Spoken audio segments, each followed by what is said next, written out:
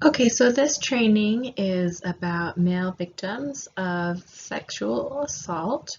Um, we want to certainly remember that men can be victims of domestic violence and human trafficking as well, but this presentation is mostly geared towards survivors of sexual assault. Um, so to get started, we first want to talk about gender roles that are in play when it comes to men being victims. So I think that you've probably gotten training on gender roles in general prior to this one. But it's important to understand sort of the context that men are coming from if they come forward saying being a victim of sex assault. Um, they have a lot of pressure to act a certain way, just as women have a lot of pressure to act a certain way as well. And it's, being tough and manly, and being a victim certainly doesn't really fit into that uh, view of what a man is supposed to be. Um, so being a victim of sexual assault comes with a different set of difficulties for men than it does for women in certain ways. Um, so just take a minute and kind of think about some of the traits that we associate with being men and how that might make it more difficult for them to report or seek help or even just process on their own what being a victim of sex assault might look like for a man. Um, Next, we're going to have you watch this YouTube video. It's a few minutes long about what it is to be a man. So you can go ahead and pause this YouTube video, and then in the links in the description below this one will be a link to this other YouTube video about being a man. So go ahead and pause this one, click on that one, and then come back here when you're done with that.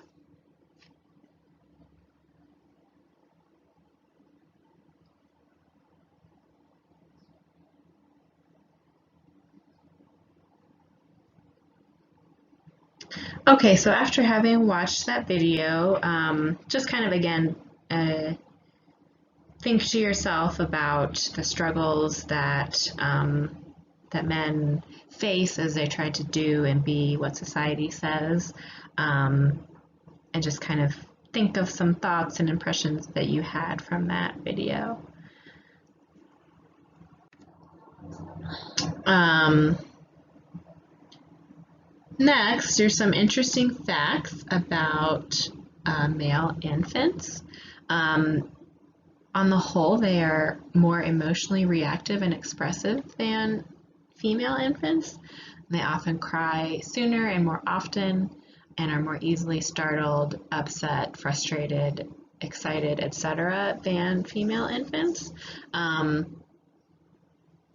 Which then, that doesn't fit with a lot of sort of what we associate with adult emotions and expressions of men and women. So when they hit childhood and go through adolescence,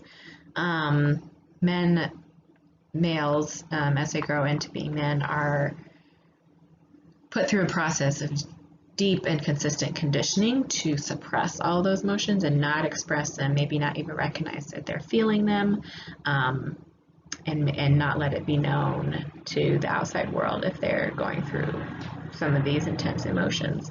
By middle school, they generally become less aware, less expressive, and less empathetic towards others and themselves. So that's just by middle school. So you can imagine that then through high school and into adulthood, that pattern just continues for a lot of men. And there are actually some pretty significant consequences of this. If you can imagine yourself sort of feeling unable to express emotion, which I think we all go through that to certain degrees throughout our lives, it can be really difficult. But if that's like your everyday, constant state of being, you can see how that will pretty quickly kind of snowball into a bigger problem. So men experience problems either as a result of following sort of that what society wants, or if they don't follow that. Men who fall outside that box of what a man is supposed to be often can really suffer some negative consequences.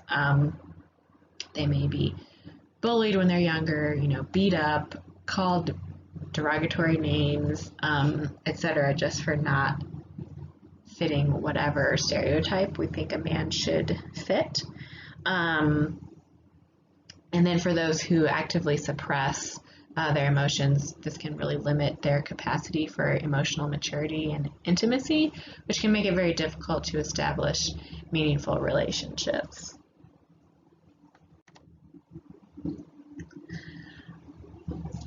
And also, when a man enters a relationship with this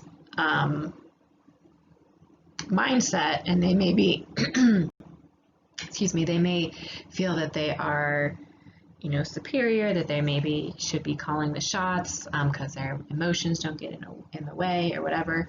That can really be detrimental to the equality and intimacy of that relationship. And having this emotion suppression and outlook of sort of male superiority in a relationship has been linked to higher prevalence of physical and sexual violence against others, especially girls and women, unfortunately.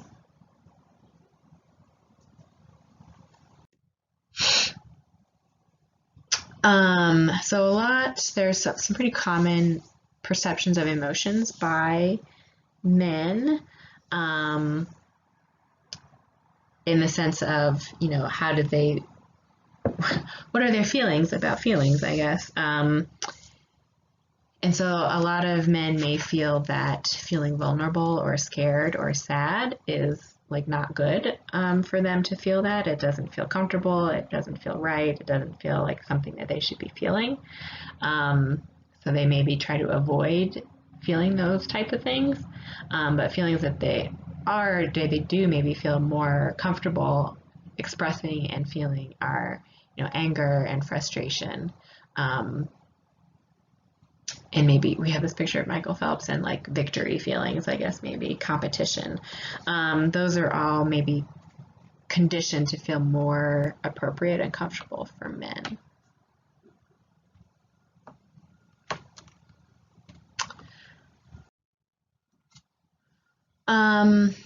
So again, circling back to this sort of gender stereotype socialization, it can really hamper boys and men's abilities to recover from being victimized, if that's something that they experience, because it can really make it difficult to acknowledge that they were not the alpha or superior person in that situation. Asking help comes very hard to a lot of men, and having to sort of do the emotional work of healing from sex assault trauma can be particularly unfamiliar territory for men. So from our point of view as advocates and crisis line volunteers, we want to understand this so that we can more adequately help male survivors and navigate with them how to sort of reflect upon how society maybe has shaped their feelings and response to being a victim, and just be more accepting of sort of going through that emotional trauma and how it might affect them going forward. And we also certainly want to be accepting and empathetic of how men may approach their healing differently and may be sort of more disconnected from it, and sort of their process may look very different from women, but that doesn't mean that it's wrong necessarily. We certainly want to help them find healthy ways to approach it and cope with it, but just because it looks different than what we kind of might have in our heads from how female victims might respond, doesn't mean that it is incorrect and we shouldn't support them in that. So when men sort of experience something that makes them feel like they're not a quote unquote real man, that doesn't fit with this idealized image, it can be very, very frustrating and painful, and so kind of helping them understand how there's larger things at play that have shaped their perceptions can possibly help them work through that and maybe be a little easier on themselves as they are on their journey to healing. So now we're kind of getting more into the specifics of male sexual assault victims. So we certainly, our knee-jerk reaction when we talk about sex assault is to think of female victims perpetrated by men, which is certainly, more common, but I think that male victims of sexual assault are more common than we generally think. So looking through some of these stats, college student males are 5 times more likely than non-student males that age to be a victim of sex assault. 10% of every rape victim is a male. Just looking through some of these, there are certainly lower statistics than women victims, but they're more than non-existent. So we do want to recognize that men can certainly be victims of this type of assault, and that it is often, unfortunately, perpetrated specifically against younger men or boys.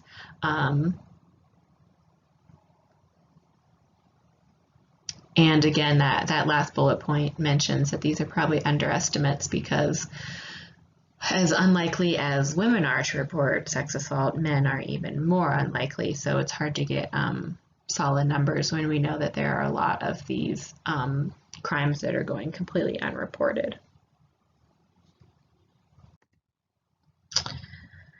So we're going to pause our part of the training for a little bit, and we're going to have you click into this documentary called The Voiceless that features the stories of these 5 men and their experiences being a victim of sexual assault.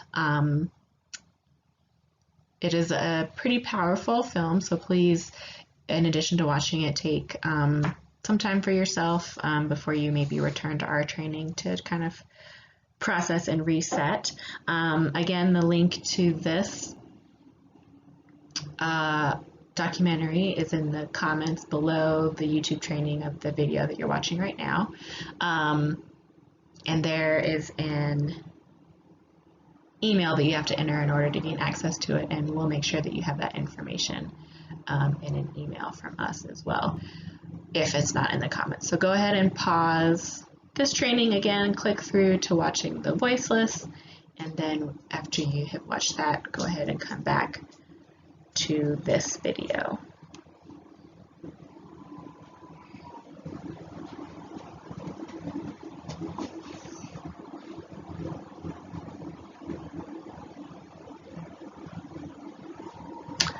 Okay, so I hope that film was informative. I know it certainly was for me. Several different types of stories there help us recognize the different ways that men are victimized and how they may be treated and how they may be processed what happened to them. So I think that is a really powerful and helpful documentary. So some things that are commonly recognized as being different from male victims, again, keeping in mind that everybody, male or female, is different in the way that they respond and process and heal from being a victim. But in general, there are some differences for male victims. So they maybe really struggle with losing their identity because, again, so much of a man's identity is wrapped up in being strong and powerful and like the leader, and being victimized in this way really runs contrary to those traits. They maybe feel like they're no longer a real man because of going through this. They maybe feel stripped of their manhood or robbed of their masculinity. And this is something that women often do not really deal with. They maybe feel stripped of a lot of other things, a lot of other damage can be done, but sort of losing a sense of just their basic identity as a woman is in this way is less common. Another thing that is more common among men is particularly if they were assaulted by another man is suddenly being very confused or worried about their sexuality, wondering if having been assaulted by a man makes them gay, especially because sometimes the male body may respond to the physical aspect of an assault, even if they're not mentally wanting to respond, which again can really make them confused if their body responds that suddenly they're afraid that they're gay and they're not sure what to do with that. It can be very confusing, which again is not usually something that women are faced with if they are a victim of sexual assault. So we get this, this is a pretty common question. Does this mean I'm gay? So just to keep that in mind if you're ever to come across working with a male victim.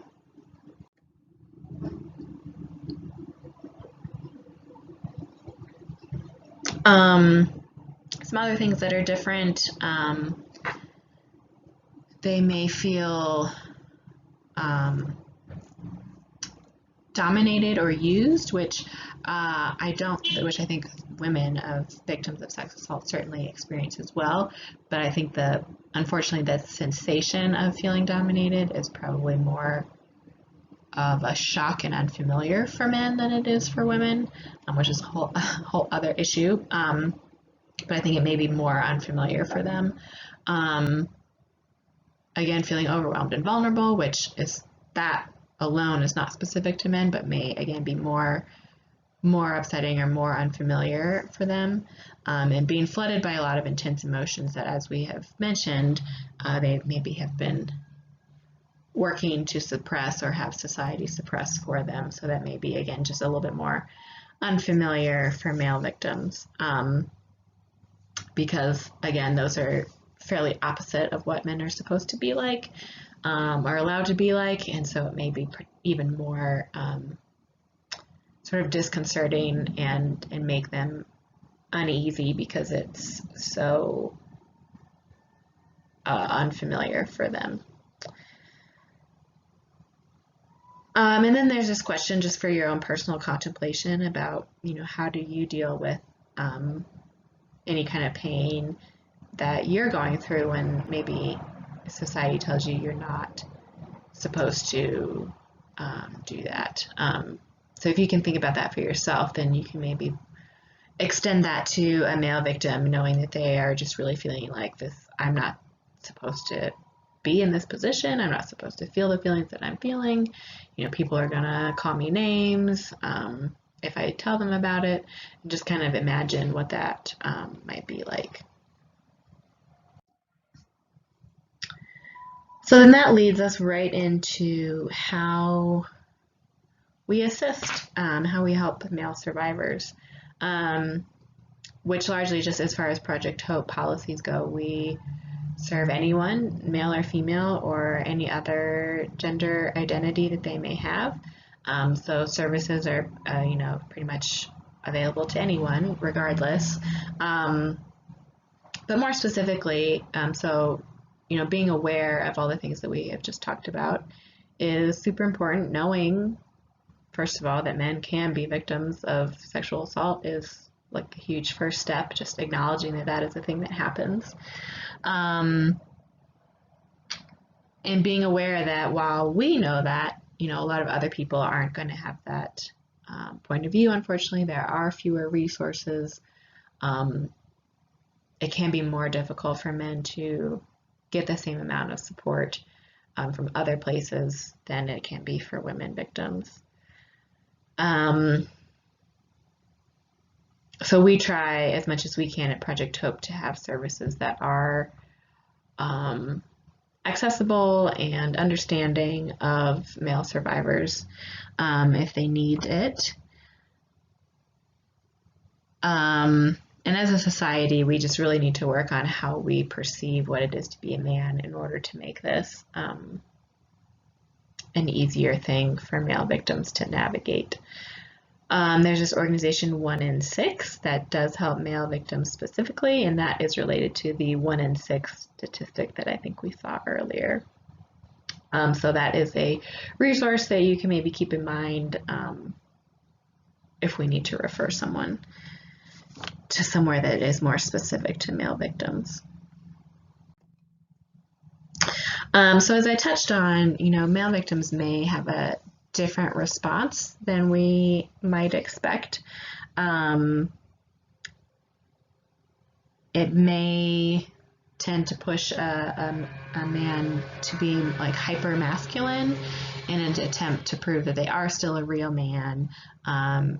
They may be afraid and insecure about their identity, so they're really trying to push that a lot more. And it may not, guaranteed or anything, but it may put them at a higher risk to victimize others as sort of like a coping mechanism to prove that like they're the strong and dominant one if they can be dominant over others. Or it may have the opposite effect of, again, that sort of feeling robbed of their masculinity, their male identity, and they maybe are just have like given up and they don't think that anyone would they don't see themselves as a man and a real man anymore, and they don't think anyone else would. So if we encounter a male victim at Project Hope, we want to assist them and by acknowledging how being a victim maybe is forcing them to reckon with their male identity and behaviors, and maybe make some reflections and decisions that they hadn't had to before. And so again, it may help to kind of explain these gender norms and stereotypes that we've been talking about. And letting them know that they can still be a male, they have a male identity, they're still human, they still have qualities that all humans have, and qualities that they associate with being male, that the victimhood doesn't have to change those things. And let them know that they're not alone. Sharing some of these stats may be helpful, because this is certainly not something that we as a society talk about or share. So giving them some information about, that it does happen, they're not the only one. Again, maybe referring them to that 1 in 6 organization to help get them some support could be really helpful. And just as we do with any of our clients, we really want to recognize and celebrate their strengths and, let them know that their reactions are normal, they're not alone, etc. Just like we do with anyone else.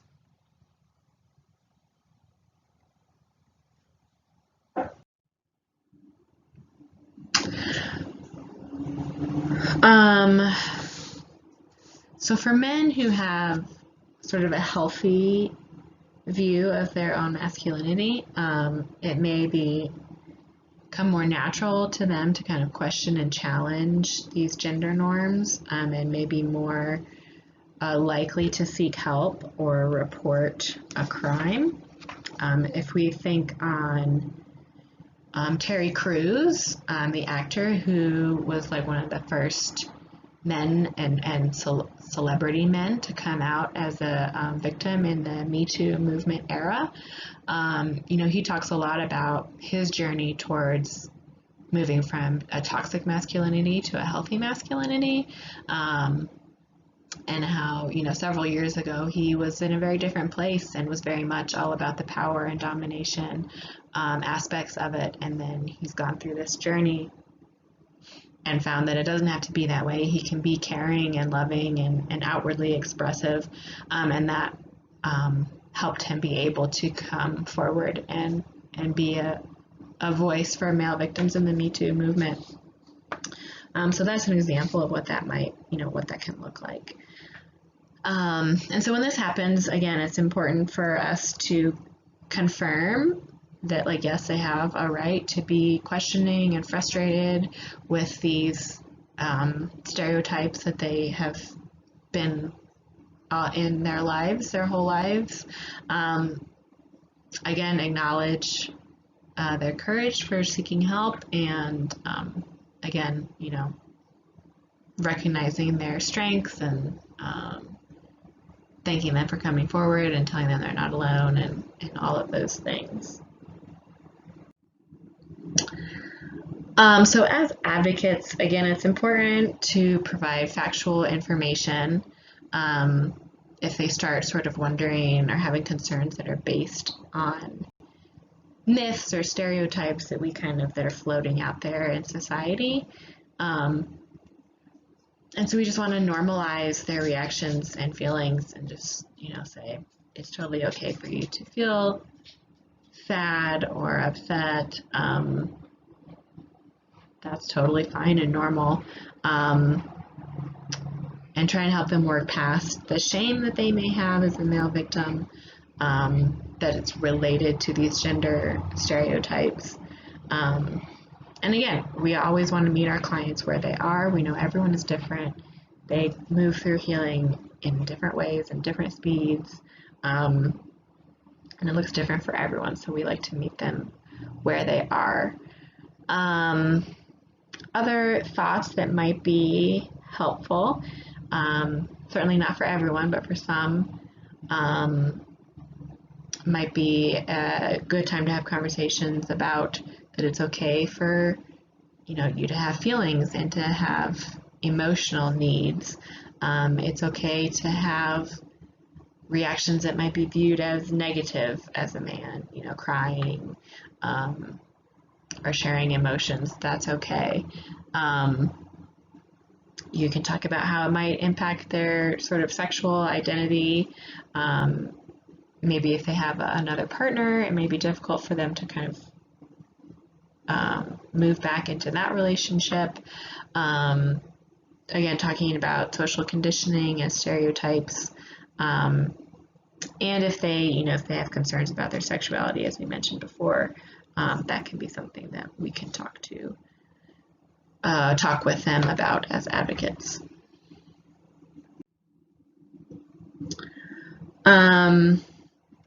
So victims of sexual assault, male or female, or anyone, it's fairly common for there to be negative coping mechanisms, but these may be more likely in male victims than in others. Turning towards drugs or alcohol to help cope, taking out the feelings that they're not sure what to do with on others through anger and hostility. They may be more likely to withdraw from their social circles, maybe more likely to show symptoms of PTSD and have confusion and anxiety, specifically around like sexual performance and dysfunction. And so referrals to counseling, these kind of things are more than we as advocates are really trained to handle. So making referrals to counseling can be a useful tool in these situations.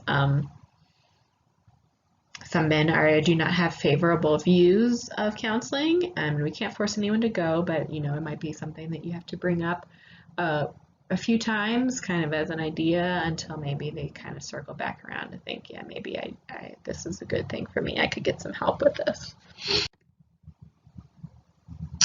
In some cases, and this is true again for regardless of gender,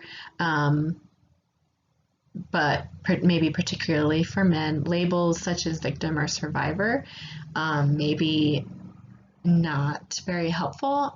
So it can be helpful to maybe call them someone who experienced an unwanted sexual experience, something like that frames it a bit differently than just calling them a victim or survivor. May be more palatable to men victims in particular. And we don't know, again, it depends for both men and women maybe feel safer with a male or female advocate, depending on the situation. So we're fortunate at Project Hope right now. We have both, but just kind of maybe keeping in mind that that might be important for a male victim.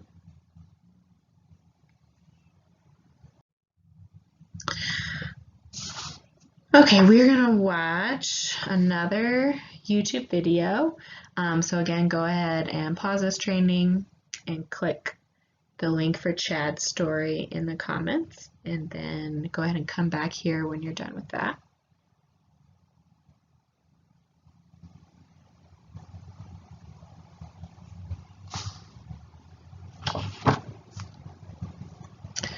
Okay, so that video about Chad was focused more on a victim of domestic violence rather than the sex assault that we've been talking about.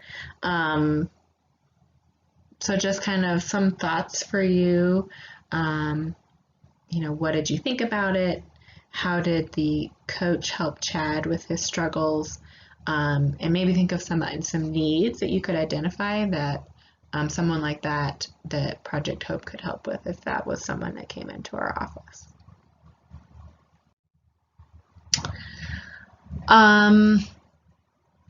So having said all of this about society and gender stereotypes and gender norms,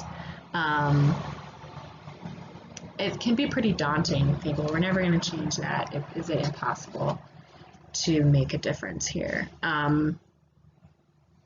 And I don't want to say it's impossible, but it is a lot of hard work, just because it is so deeply ingrained in so much in so many aspects of our society, and everything that we see and hear, and the way that we're raised, and the communities that we're in, the laws that we have affect it. It's such a big sort of global picture that simply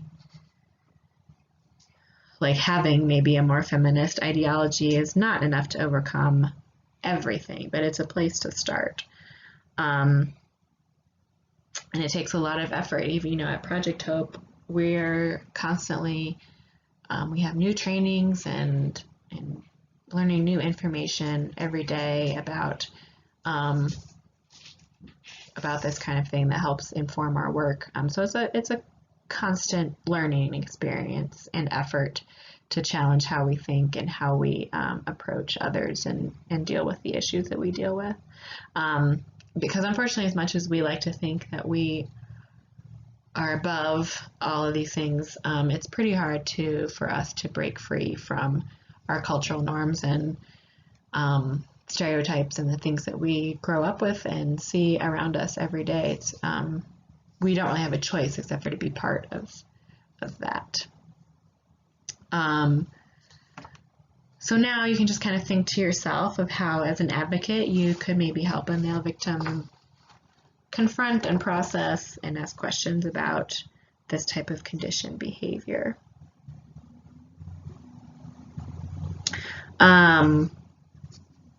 Which may be things like we want to help them challenge the status quo, maybe have them think about what they think it means to be a real man and how they feel about that.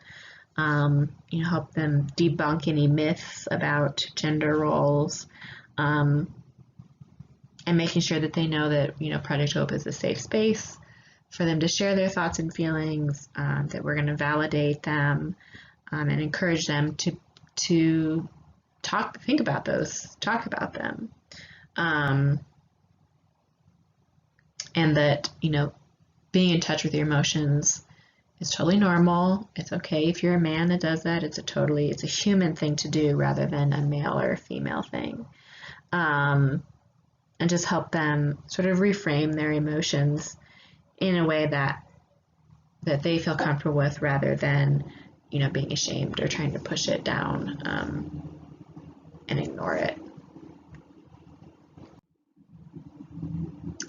So really, it's our jobs to try to change the narrative that men live in, and empower men to do the same and their ability to make a difference. So one more video, we're going to watch this YouTube video. So again, go ahead and pause here and click the link below and then come back when you're done.